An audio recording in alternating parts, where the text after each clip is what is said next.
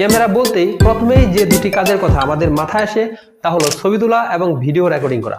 আর এ কারণেই অনেকেই ভালো ক্যামেরা ফিচারযুক্ত ফোন কিনতে স্বাচ্ছন্দ্য বোধ করেন। তবে বাস্তবে স্মার্টফোন ক্যামেরার ব্যবহার শুধু ছবি এবং ভিডিওর মধ্যেই সীমাবদ্ধ নয়। হঠাৎ করেই টিভি বা এসি রিমোট কাজ করা বন্ধ করে দিয়েছে, তখন অনেকেই বুঝতে পারেন না আসলে রিমোটের সমস্যা নাকি ব্যাটারি নষ্ট হয়ে গেছে। এ পরিস্থিতিতে সমাধান দিতে পারে আপনার ফোনের ক্যামেরা। রিমোটটি ক্যামেরার সামনে ধরে যে কোনো বোতাম চাপুন, এরপর ক্যামেরার স্ক্রিনে ভালোভাবে লক্ষ্য করুন। যদি রিমোটের আয়ার ব্লাস্টার থেকে নীল বা বেগুনি আলো দেখায় তাহলে বুঝবেন রিমোট ঠিক আছে, আর যদি আলো না দেখায় তাহলে বুঝতে হবে রিমোটটি নষ্ট হয়ে গেছে। সেক্ষেত্রে ব্যাটারি চেঞ্জ করে পরবর্তী সিদ্ধান্ত নেবেন। স্মার্টফোন ক্যামেরার আরেক দারুণ ব্যবহার হলো খুবই সূক্ষ্ম যন্ত্রপাতি ও ছোট লেখাকে জুম করে বড় করে দেখা। আধুনিক স্মার্টফোন ক্যামেরায় শক্তিশালী জুম ও অটোফোকাস থাকায় এটা মূলত ম্যাগনিফাইং গ্লাস হিসেবে কাজ করে। ইলেকট্রনিক্স যন্ত্রাংশ বা ছোট অক্ষরের লেখা পড়তে হলে ক্যামেরা দিয়ে জুম ইন করলেই পরিষ্কারভাবে দেখা যায়। প্রয়োজনে ফ্ল্যাশ অন করলে দৃশ্য আরো স্পষ্ট হয়। অনেক সময় হঠাৎ করে কোনো কিছুর পরিমাপ নেওয়ার প্রয়োজন হয়ে পড়ে, সেক্ষেত্রে দেখা গেল হাতের কাছে কোনো যন্ত্রপাতি বা টেপ ফিতা কিছু নেই। এক্ষেত্রেও সমাধান দিতে পারে আপনার স্মার্টফোনের ক্যামেরা। প্লে স্টোরে এ সংক্রান্ত বহু অ্যাপ আছে। আইফোনে যদিও বিল্ট ইন অ্যাপ থাকে, যেগুলোর সাহায্যে ক্যামেরা ব্যবহার করে বিভিন্ন জিনিসের প্রায় 100% নিখুঁতভাবে পরিমাপ নেওয়া সম্ভব।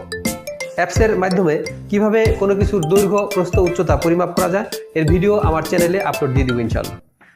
বহির্বিশ্বে ভ্রমণে অথবা অচেনা কোনো জায়গায় গেলে যেখানে বিদেশি ভাষার ব্যবহার রয়েছে, সেক্ষেত্রেও কিন্তু ভাষা নিয়ে অনেক জটিলতায় পড়তে হয়। রেস্তোরাঁর মেনু, সাইনবোর্ড বা কোনো নির্দেশনা বোঝা কঠিন হয়ে পড়ে।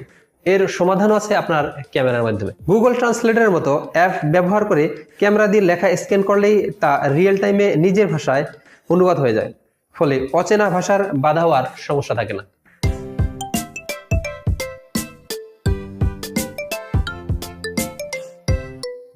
অনেক সময় আমাদের আশেপাশে অনেক সুন্দর সুন্দর জিনিস দেখা যায়, যেগুলো সম্পর্কে বিস্তারিত জানার আগ্রহ জাগে।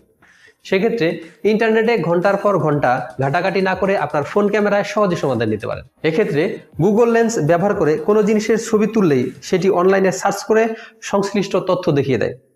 কোথায় পাওয়া যাবে, কি দাম, কেমন হতে পারে, বিস্তারিত তথ্য পেয়ে যাবেন।